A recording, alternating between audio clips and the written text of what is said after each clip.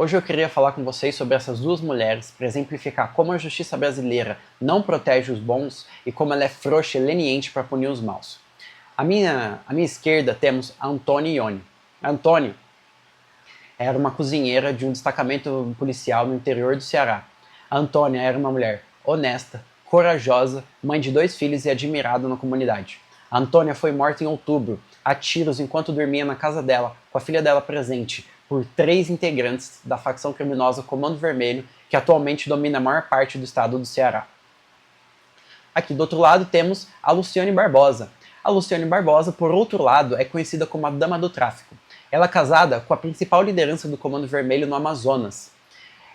Essa liderança, com o apelido de Tio Patinhas, atualmente está cumprindo mais de 30 anos de pena por associação criminosa, por homicídios e tudo isso que um líder de facção pratica. A Luciane foi presa esse ano por associação criminosa, lavagem de dinheiro, crime organizado, e ela recebeu uma pena de 10 anos, presa em maio, regime fechado. Agora em novembro, ela foi transferida para cumprir prisão em casa, regime domiciliar. E a justificativa, a justiça aceitou um pedido da defesa dizendo que as 2 filhas dela, uma menina de 11 e uma menina de 18 anos, estavam sofrendo graves transtornos psicológicos em função da prisão da mãe e por não terem uma rede de apoio familiar. E a justiça achou por bem, achou essa justificativa plausível para soltar a mulher do principal comandante do Comando Vermelho no Amazonas para ela cumprir pena em casa. Primeiro, 10 anos já é bem pouco para o papel que essa mulher desempenhava. Essa mulher ela era corresponsável pelo domínio territorial, pela violência, pela extorsão e provavelmente sim pelo sangue e pela morte de diversas pessoas que morreram na mão dessa facção criminosa que é cruel, é violenta e mata pessoas a todo momento. Essa mulher, ela devia apodrecer na cadeia, ela devia passar todo o resto de vida dela dentro de uma cela. E ela ficou 6 meses dentro de uma cela e agora tá na casa dela, com uma tornozeleira eletrônica. Ora, as filhas não têm culpa da mãe ter escolhido para si esse marido e esse estilo de vida. Ter sido uma tranqueira, alguém que se associa e lidera uma facção criminosa. E agora, em nome da saúde mental dessas crianças, a gente vai soltar essa mulher, fazer com que ela cumpra a pena em casa, que pra mim isso não é pena, beleza? Pra alguém que tá envolvido com crime organizado, provavelmente acumulou um alto patrimônio, vai cumprir pena em casa. Ora, não faz sentido. Não faz sentido. Entende? Aí fica barato, fica muito barato. E o dano psicológico de todas as pessoas que foram atormentadas, violentadas, tiveram seus parentes, seus entes queridos, seus amigos mortos, torturados pela facção que essa mulher defende. Essas pessoas, elas têm que conviver sabendo que a mulher que foi responsável por isso, liderança desse grupo, tá em casa, tranquila. Entende? Nem tudo tem solução, cara. Se a mãe dessas meninas é uma tranqueira, é uma líder de organização criminosa, a justiça não é obrigada a trazê-la para casa para tentar resolver. Dá assistência psicológica, coloca essas meninas na assistência social para ser contra a família que elas vão estar 1000 vezes melhores do que sendo uma filha de uma líder de facção criminosa. Entende? Como assim, cara? Como assim que a justiça acha que isso é normal, que isso é uma justificativa plausível? Eles não têm rede de apoio e as meninas estão sofrendo com ansiedade e depressão porque a mãe tá presa. Cara, e tem gente que o pai é alcoólatra, tem gente que o pai ou a mãe tem vícios. E aí, entende? É desanimador, sabe?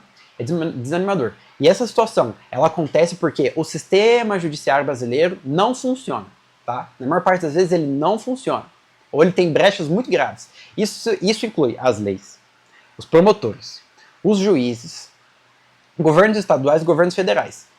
Ok? Porque os governos estaduais e federais são responsáveis por inibir o avanço disso, usando força, e capturar essas pessoas e apresentar para a justiça. O trabalho da justiça é pegar essas pessoas e tirá-las das ruas, e punir elas de uma forma que a sociedade olha e fala, houve justiça, entendeu? Houve uma reparação, houve uma punição proporcional ao dano que essas pessoas causaram, e fazer com que isso desestimule essas pessoas a serem reincidentes e outras pessoas a praticarem a mesma coisa. Isso não acontece, entendeu? Imagina todas as lideranças criminosas olhando isso e falando, a Luciane foi solta em 6 meses sob a justificativa de que ela tem filhos que precisam da presença dela por perto, senão eles vão ter danos psicológicos, então tá fácil, entendeu? Então tá fácil. Enfim, isso é bizarro, sabe? Porque a Luciane, ela é responsável pela morte da Antônia, entende? Essas duas coisas estão interligadas. Então, no mínimo, o Estado brasileiro está sendo leniente, tá? Está sendo leniente. E eu não vi nenhuma autoridade. Cara, eu pesquisei. O governador do Ceará, Antonioni, ele não deu uma declaração sobre a Antônia. Entendeu? Essa mulher é uma heroína. Ela não fez o que é normal fazer. Não é normal, entendeu? Essa mulher é uma mulher com moral acima da média. Não teve figura pública. O presidente não foi lá, entendeu? Cadê o Lula?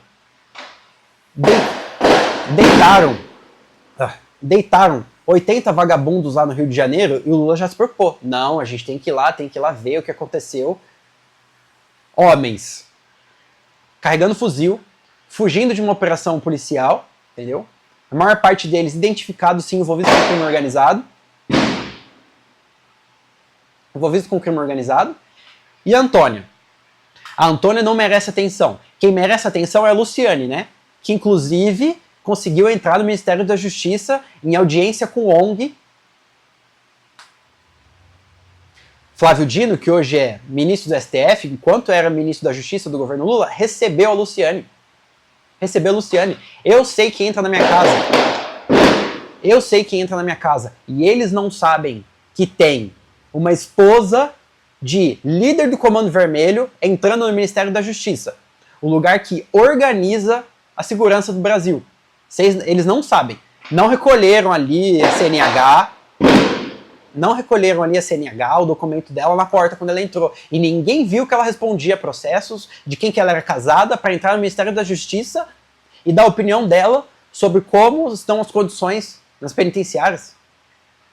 Entende? Eles que estão recebendo atenção. O Lula se preocupa com eles quando eles são mortos. O Lula se preocupa com o que a Luciane pensa. Ele não se preocupa com a Antônia, com a Antonioni, com a família dela. E a família dela, como que fica?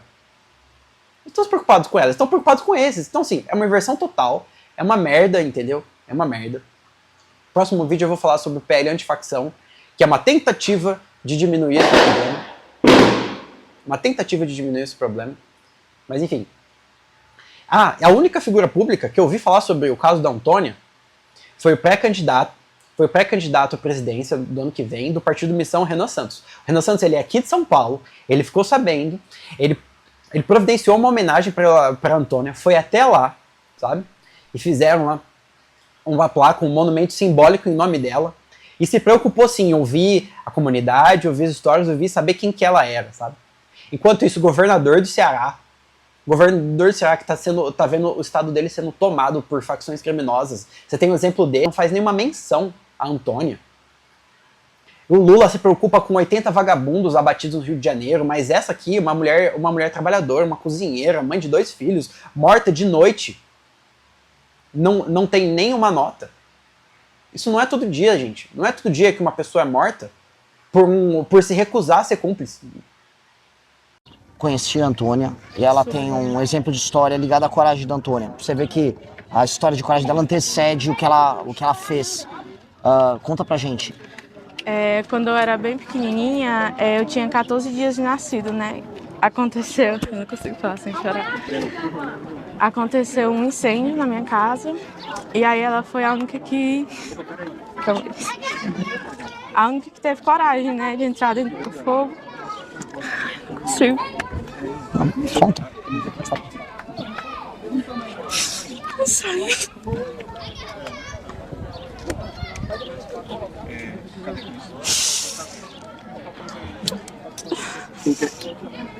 Ela foi a única, né, que teve coragem de entrar dentro do fogo e me tirar. Ela era toda queimada. Ela se queimou, não. É impressionante que, assim, os traços de caráter de uma pessoa correta aparecem várias vezes ao longo da vida. Esse é o mais... Você vê, a gente conhecia a história que tornou ela famosa. Isso aí tornaria ela famosa também. Novamente, mesmo estando numa comunidade pequena, aqui tem 2.000 habitantes, o Pedro me falou. Você tem uma pessoa que faz coisas excepcionais, que é uma heroína no sentido clássico do termo. Em qualquer lugar do mundo ela seria considerada uma heroína.